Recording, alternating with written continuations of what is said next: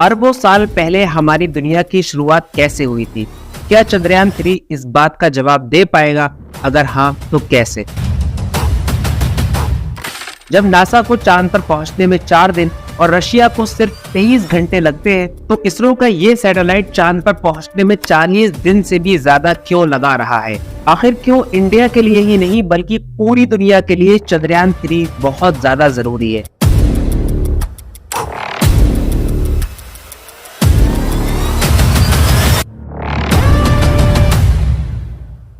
14 जुलाई सन 2023 दोपहर 2:35 आंध्र प्रदेश की श्रीहरिकोटा के सतीश धवन स्पेस सेंटर से चंद्रयान 3 सैटेलाइट को LVM-3 नाम का ये पावरफुल रॉकेट उड़ाकर आसमान की तरफ ले गया। वैसे तो चंद्रयान 3 सैटेलाइट का वजन 3900 किलोग्राम है, लेकिन इसको ले जाने वाला रॉकेट 640 टन यानी 5,81,000 किलो का वजन उठाने की कैपेसिटी रखता है। अगर सिर्फ इस रॉकेट की बात की जाए तो इसकी लंबाई इंडिया गेट से भी 1 मीटर ज्यादा है। लेकिन ये मिशन श्रीहरिकोटा के सतीश धवन स्पेस सेंटर से ही क्यों लॉन्च किया गया? इसके पीछे एक बहुत दिलचस्प साइंटिफिक रीजन है।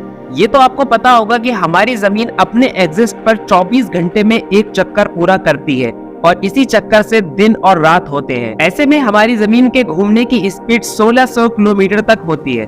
अब हमारी अर्थ के बिल्कुल बीचों बीच एक इमेजिनरी लाइन निकल रही है जिसे हम इक्वेटर कहते हैं। बीच में होने की वजह से जमीन का ये हिस्सा सबसे तेजी से घूमता है। अब अगर आप इंडिया का नक्शा देखेंगे तो आपको ये पता लगेगा कि जिस जगह सतीश धवन स्पेस सेंटर है वो इक्वेटर से बहुत करीब है। इसलिए जब भी कोई स्पेसक्राफ्ट इस जगह से छोड़ा जाता है तो इक्वेटर की तेज स्पीड से उसे मदद मिलती है और वो आसानी से अर्थ के ग्रेविटेशनल फोर्स से बाहर निकल जाता है। अब अगर आप वर्ल्ड मैप देखेंगे तो ये बात आपको और अच्छे से समझ आएगी कि नासा समेत बहुत सारी यूरोपियन कंट्रीज की स्पेस सेंटर इसी इक्वेटर के करीब है। बहरहाल लॉन्च होने के कुछ सेकंड के अंदर रॉकेट ने 1600 किलोमीटर पर घंटे की आसपास की रफ्तार पकड़ ली थी, जो हर गुजरते वक्त के साथ बढ़ती जा रही थी। लॉन्चिंग के ठीक 1 मिनट 48 सेकंड के बाद ये रॉकेट जमीन से 45 किलोमीटर ऊपर तक पहुंच चुका था और यहाँ पर आने के बाद उसका फ्यूल इंजन स्टार्ट किया गया, जिसके बाद इस रॉकेट ने 6437 किलोमीटर पर घंटे की रफ्तार पकड़ी थी और 1 मिनट 50 सेकंड के बाद जब सैटेलाइट 6200 किलोमीटर की ऊंचाई पर पहुंच गई थी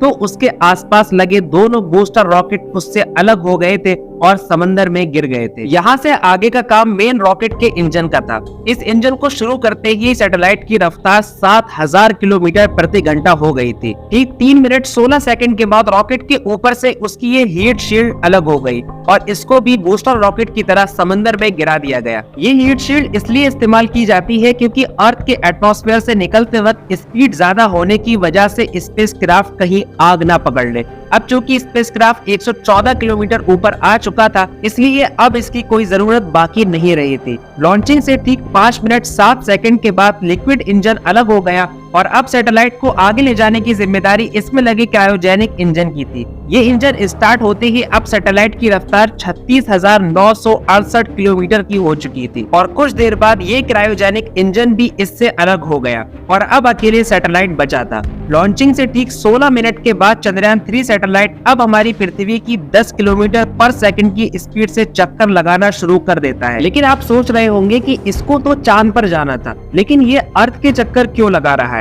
अपने मिशन को सक्सेसफुल करने का ये इसरो का अपना स्टाइल है, जहां एक तरफ अमेरिका और रशिया अपने सैटेलाइट को लॉन्च करके डायरेक्ट मून की तरफ भेज देते हैं, जिससे उन्हें चांद पर पहुंचने में बहुत कम वक्त लगता है, लेकिन इससे फ्यूल बहुत ज्यादा खर्च होता है। वहीं इसरो अपने सैटेलाइट को लॉन्च करके डायरेक्ट मून की तरफ भेजने की बजाय अर्थ के चारों तरफ घुमाता रहता है, जिससे वक्त तो ज्यादा लगता है लेकिन कम बजट में मिशन सक्सेसफुल होने के चांसेस बने रहते हैं। लेकिन वो कैसे? देखिए, अगर लॉन्चिंग के बाद डायरेक्ट स्पेसक्राफ्ट को चांद की तरफ भेजा जाए तो उससे ज्यादा पावर की जरूरत पड़ेगी और ज्यादा पावर मतलब ज्यादा फ्यूल। यही वजह है कि एक मून मिशन के दौरान नासा 20 लाख लीटर के आसपास फ्यूल यूज करता है, वहीं इसरो ये काम 27,000 लीटर फ्यूल में ही कर देता है। जैसे जैसे चंद्रयान 3 सैटेलाइट अर्थ के ऑर्बिट पे घूमता रहता है, वैसे वैसे इसका हर आने वाला चक्कर पिछले चक्कर से बड़ा होता रहता है। इन चक्करों के दौरान जब सैटेलाइट अर्थ के बिल्कुल करीब यानी इस पॉइंट पर आती है, तब उसे थोड़ा सा फ्यूल का थ्रस्ट देकर आगे बढ़ाया जाता है। जैसे जैसे चक्कर ज्यादा होते रहते हैं, वैसे वैसे ये फ्यूल का थ्रस्ट भी बढ़ता जाता है, जिससे चक्कर और बड़ा हो पाए। आखिरकार जब 25 जुलाई को चंद्रयान 3 और चांद आमने सामने आए, तो उसकी स्पीड 40,000 किलोमीटर के आसपास करके उसे एक झटके के साथ चांद की तरफ जाने वाले हाईवे की तरफ निकाल दिया गया। यहाँ से चंद्रयान अर्थ की ऑर्बिट को छोड़कर मून की तरफ उड़ने लगता है और यहाँ पर भी वही काम करता है जो वो अर्थ के चारों तरफ कर रहा था, यानी चांद के करीब पहुंचकर दोबारा सैटेलाइट चांद के चारों तरफ चक्कर लगाने लगती है। लेकिन इस बार हर चीज अपोजिट होती है। हर चक्कर आने वाले चक्कर से छोटा होता रहता है और स्पीड भी कम होती रहती है।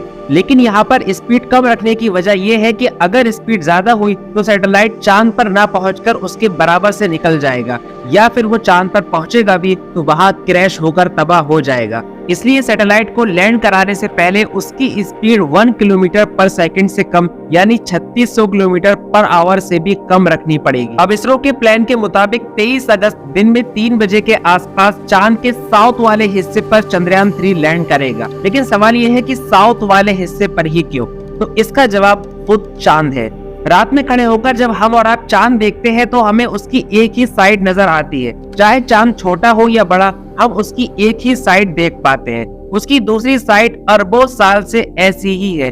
ना तो वहां कभी सूरज की रोशनी पहुंची है, ना किसी और चीज से वहां रोशनी हुई है, जिसकी वजह से उसके इस हिस्से पर अरबों साल से अंधेरा है। चंद्रयान 3 का मकसद इसी जगह की स्टडी करना है। सॉफ्ट लैंडिंग के बाद इस सैटेलाइट के अंदर से एक रोवर निकलेगा जो चांद के सीने पर दौड़ेगा और वहां का डेटा इसरो को भेजेगा। तो अब अगर इसरो इस रोवर की मदद से चांद की इन जगहों की स्टडी कर पाता है जो अरबों साल से बिल्कुल अनछुई और नेचुरल है, तो इसका मतलब ये कि इंसान इसकी वजह से हमारी अर्थ की बिलियंस ऑफ ईयर्स की मिस्ट्रीज को सॉल्व कर सकता है, जैसे बिग बैंग थ्योरी, डायनासोर यहाँ कैसे आए और कैसे खत्म हुए, वगैरह वगैरह। यहाँ ये बताते चले कि इतना बड़ा कारनामा करने का खर्चा इसरो के साइंटिस्ट की मेहनत से सिर्फ 615 करोड़ रुपए आया है, जबकि उससे सिर्फ एक दिन पहले यानी 22 अगस्त को चांद पर पहुंचने वाले रशिया के लूनर 25 सैटेलाइट का बजट 1600 करोड़ रुपए है।